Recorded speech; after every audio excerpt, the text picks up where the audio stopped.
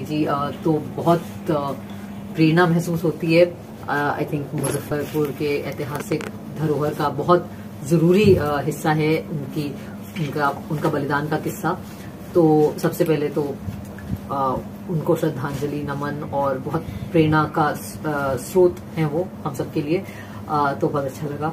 और इसके अलावा आई थिंक कि नॉर्थ बिहार में मैं पहली बार आ रही हूँ। पटना तक तो आना जाना रहा है, पर पहली बार उत्तर बिहार का दौरा हुआ और बहुत अच्छा लगा है। यहाँ लैंडमार्क होटल आके जमाल साहब ने जो ये एक शुरुआत करी है, आई थिंक कि हम जब भी ट्रैवल करते हैं तो आपको हमेशा ये लगता है कि एक सेफ, सिक्योर और साफ अच्छी जगह जहाँ पे डेरा डाला जा सके।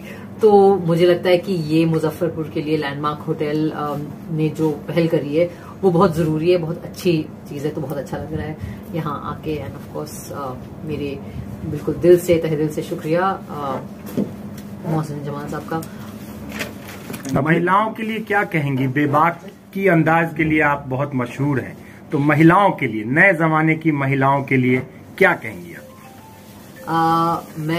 मुझे लगता है कि महिलाओं से अगर उनकी बात सुनी जाए तो जमाने का कोई लेना देना नहीं है। मुझे लगता है हिंदुस्तान की महिलाएं हमेशा से बेबाक रही हैं, बस शायद हम उन्हें सुनते कम थे। तो मैं समझूंगी कि हम सबके घरों में आई एम श्योर आपने महसूस किया होगा कि सबसे जो शक्ति का स्रोत है, सबसे जो धीरज का स्रोत है, वो महिलाएं ही होती हैं हर परिवार में। और इसका रीजन, भाषा, जात, धर्म से कोई लेना देना नहीं है। हर परिवार की कहानी ये होगी कि जो जड़ होती है परिवार की वो महिला होती है। और अगर हम उनकी बातें सुने, अपनी नानी, दादी, मासियां, माएं, उनसे बात करेंगे तो आप पाएंगे कि वो बहुत बेबाक होती हैं। तो हम ये समाज जो है हम महिलाओं के ऊपर ये शर्म और लाज और ये सबकी बेड़ियां डालता है। मुझे लगता है अगर महिलाओं की आवाज को एक खुले रूप से सुना जाए तो हम पाएंगे कि उनसे बहुत प्रेरणा मिल सकती है। अपने बारे में हम कुछ बताइए, फिल्म के बारे में। क्या कुछ फिल्म आपकी अभी आ रही है? कोई आ रही है उसके बारे में? देखिए, फिल्म के बारे में सबसे पहले मैं ये आपको बताऊंगी कि फिल्म जब भी हम शूट करते हैं ना, तो दिन भर हम लोग काम करते हैं और बहुत जरूरी होता है कि जहां जहां आउटडोर अलग अलग लोकेशंस में हम काम करते हैं, वहां पे बहुत जरूरी हो जाता है कि पूरा शूट खत्म करने के बाद एक ऐसी जगह हो जहां पे आके आप रेस्ट, रिलैक्स, आराम से अपना रिकवरी, रेस्ट कर पाएं, ताकि अगले दिन का दोबारा शूट हो सके। और मैं एक इंटरेस्टिंग किस्सा बताऊंगी क्योंकि मैं यहाँ पर हूँ मुजफ्फरपुर में और बिहार में। हम लोग जब अनारकली ऑफ आरा की शूटिंग कर रहे थे तो मेरा बड़ा मन था कि वो फिल्म आरा में ही शूट हो या बिहार में ही शूट हो, क्योंकि मैं चाह रही थी कि एक जिसे कहेंगे कि जो असलियत है उसके बहुत करीब हम हो पाए। लेकिन लॉजिस्टिक्स की वजह से उस वक्त हम बिहार में नहीं कर पाए शूट। और उसमें से एक कारण उस वक्त ये भी था कि पटना के बाहर छोड़ के हमारे जो प्रोड्यूसर्स थे उन्हें लगा कि नहीं, हम कहाँ, क्रू रहेगा कहाँ, होटल कहाँ है। तो मुझे लगा कि अब अगर 2021 में अनारकली आवारा शूट होती तो मैं उन्हें बोल पाती कि मुजफ्फरपुर में लैंडमार्क होटल है और जहाँ पे मोहसिन जमाल साहब ने एक बहुत अच्छा इंफ्रास्ट्रक्चर की संरचना करी है यहाँ पर। एंड आई थिंक लोग समझते नहीं है ना, जब आप सोचते हैं कि वो होटल, हम लोग यही सोचते हैं कि मतलब वहां पे एक रेस्टोरेंट होगा, एक बैंक्वेट हॉल होगा। एक्चुअली मुझे लगता है कि जब ऐसी इन्वेस्टमेंट होती है किसी शहर में तो उसका बहुत एक लंबा इम्पैक्ट होता है, उसका असर बड़ा लंबा होता है। उससे नौकरियां जनरेट होती हैं, रोजगार मिलता है आसपास के इलाके में, एक कमर्शियल एंटरप्राइज शुरू होती है। जैसा कि आप देख सकते हैं कि इसी होटल में नीचे रिलायंस का एक स्टोर है, एक कपड़े की दुकान है। तो एक वहां पे एक आर्थिक जो एक्टिविटी है वो शुरू हो जाती है। और इस कोविड के दौर में हम सब जानते हैं आर्थिक जो एक्टिविटी है उसका महत्व क्या है। आसपास के जो शहर हैं जैसे कि दरभंगा हो गया या मोतिहारी हो गया, समस्तीपुर हो गया, सीतामढ़ी हो गया, यहाँ पर जो लोग काम के लिए आते होंगे उनको भी यही दिक्कत होती होगी जो हमें हुई थी कुछ साल पहले जब हम शूट की रेकी के लिए आए थे कि रहें कहाँ रात में। तो मुझे लगता है उस नजरिए से, चूंकि मुजफ्फरपुर को आई थिंक उत्तर बिहार का एक तरीके से राजधानी माना जाता है, कैपिटल माना जाता है, तो मुझे लगता है कि ऐसे होटल्स के होने से आसपास के इलाके में भी जिस किस्म की इन्वेस्टमेंट हो सकती है, एक इन्वेस्टर को एक कॉन्फिडेंस मिल सकता है कि हाँ यहाँ पे इंफ्रास्ट्रक्चर है, सड़कें ठीक ठाक हैं, अच्छी हैं। आज हम यहाँ होटल एयरपोर्ट खुल गया है आई थिंक 6 महीने पहले, शायद 6 महीने पहले। मुझे पता ही नहीं था कि बॉम्बे से दरभंगा एक डायरेक्ट फ्लाइट भी आती है। तो आई थिंक कि ये सारी जो चीजें होती हैं, इससे एक होलिस्टिक सेंस में पूरे इलाके का विकास होता है। तो आई थिंक कि बहुत बहुत बधाई मोहसिन जी को। आई थिंक कि इन्होंने ये जो होटल की शुरुआत करी है, इसका एक लंबा असर होगा, एंड आई होप आप पूरे बिहार में ऐसे एक चेन ऑफ लैंडमार्क होटल्स खोल पाए। चलिए, तो मुजफ्फरपुर में फर्दर प्लानिंग होगी आपकी? आई होप सो, बिल्कुल, मैं बिल्कुल ये उम्मीद करती हूँ। और देखिए, मुजफ्फरपुर में कितनी सारी चीजें हैं जिनका मैं बिल्कुल ठीक से एक्सपीरियंस नहीं कर पाई। जैसे मुझे आई थिंक चूड़ियों के लिए फेमस बिल्कुल, है मुजफ्फरपुर। अब आप देख सकते हैं बिल्कुल लाठी के लिए, हाँ, और लीची आई थिंक सीजन नहीं है, लेकिन अभी तो मैंने सीजन मिस कर दिया है। तो मुजफ्फरपुर तो अभी बकाया है कुछ यहाँ पे मेरा चूड़ी और लीची। चलिए, thank you so much. Thank you. जो ओपनिंग हुई है उसके बारे में लैंडमार्क। देखिए, ये हम लोग तकरीबन 3-4 साल से प्लानिंग कर रहे थे कि इस तरह की एक प्रॉपर्टी बनाया जाए जो कम्प्लीटली एक प्रोफेशनल प्रॉपर्टी हो हॉस्पिटैलिटी में। और जैसा मैम बताई, बिल्कुल एकदम उसी तरह पटना के बाद हम लोग के पास ऑप्शंस नहीं होते थे। अगर नॉर्थ बिहार की जो भी डिस्ट्रिक्ट में जाना होता था तो फिर लौट करके हम लोग को पटना आना पड़ता था। एक कॉर्पोरेट भी है, वो भी सीमित हो गया था पटना तक, वो भी आगे बिजनेस नहीं करना चाहता था क्योंकि उसको ट्रैवलिंग में, एक तो रोड अच्छी हो गई पहले से, तो अब क्या है कि अब होटल्स नहीं रहे। तो इस तरह का एक प्रोफेशनल होटल का एक हम लोग 3-4 साल पहले, मतलब हम तो कॉलेज में थे तभी इस पे मेरा पैशन था कि इसको करना है। और फिर उसके बाद आफ्टर कॉलेज हम जब यहाँ आए तो देखिए कि सिटी में ही करना ठीक रहेगा क्योंकि उसकी कनेक्टिविटी हर डिस्ट्रिक्ट से, जैसा बगल के सारे डिस्ट्रिक्ट में 1 घंटे 2 घंटे में हम लोग पहुंच जाते हैं।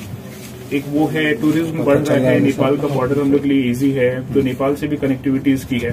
तो हम लोग इसको अच्छे तरह से पॉजिटिवली लेकर के इन्वेस्टमेंट किए हैं और उम्मीद करते हैं कि ये प्रॉपर्टी अपना एक स्पेस बेंचमार्क बनाएगी।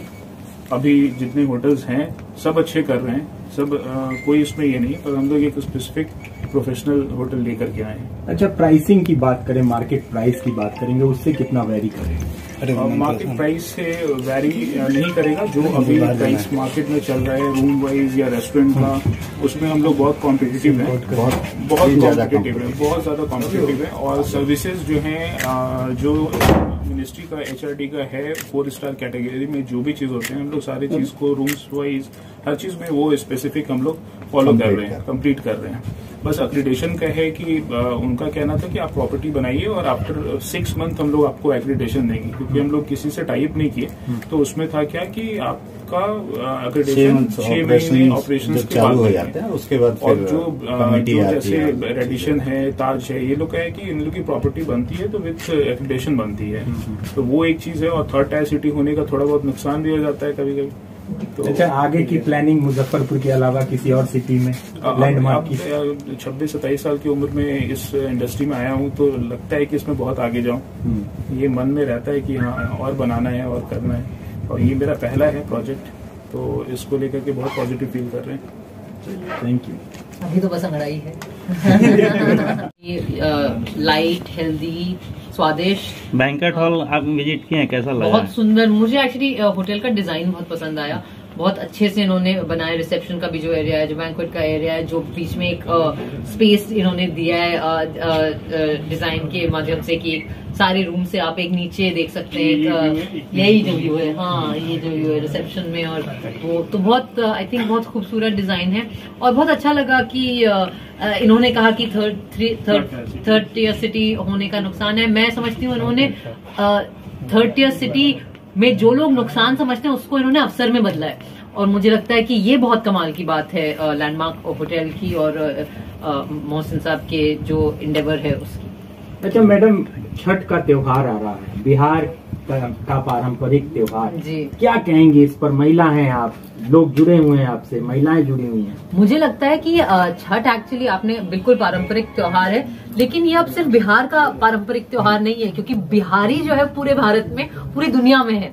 तो मुझे लगता है कि छठ अब सब जगह मनाया जाता है, और मैं बॉम्बे में रहती हूँ एंड हमें पता है कि छठ मतलब पूरे मुंबई को पता चल जाता है कि छठ हो रहा है, आने वाला है। जिस तरीके से जो हमारे बिहारी भाई बहन हैं बॉम्बे में वो सेलिब्रेट करते हैं, तो I think of course national festival है छठ, और बहुत बहुत शुभकामनाएं। कुछ अगर याद हो आपको छठ का गीत हल्का सा, क्योंकि आप छठ बोल के भावुक हो गए। गीत तो मुझे याद नहीं है, एक कुछ मेरे को 2 ही वर्ड याद है, आप आगे गा देना। कुछ नारियल क्या है वो, क्या शब्द है उसके? शारदा सिन्हा का एक्चुअली में गाना, तो आप ही गा दीजिए ना। ऐसे मैंने सुना था एक बहुत दिन पहले, मुझे याद है। हाँ, लेकिन बिहारी आई मस्ट से कि एक बड़ा प्यारा गाना जो मैं हमेशा याद करती हूँ, आई थिंक गुड़िया चांद के जोरिया नियन गोर बड़ू हो, बहुत प्यारा गाना है वो। तो वो मुझे याद है, मैं बॉम्बे में एक ऑटो में जा रही थी अपने पहले साल में जब मैं बॉम्बे गई थी, और वो ऑटो वाला भैया जो थे उन्होंने गाया, तो मैंने उन्हें पूछा कि भैया ये कौन सा गाना है, तो उन्हें बताया कि बहुत फेमस गाना है बिहार का। तो फिर मैं आई वापस, मैंने यूट्यूब पे सर्च किया, और फिर मैंने, अब तो मैं उतना याद नहीं है, लेकिन उस टाइम मैंने सारे लिरिक्स सीख लिए थे और बहुत मुझे अच्छा लगा था। मुझे हमेशा एक्चुअली बिहार से जुड़ाव भी है, मेरे नाना जी बिहार पटना से हैं, पटना धरहरा करके, पटना के बाहर से, तो अच्छा लगता है। Thank you.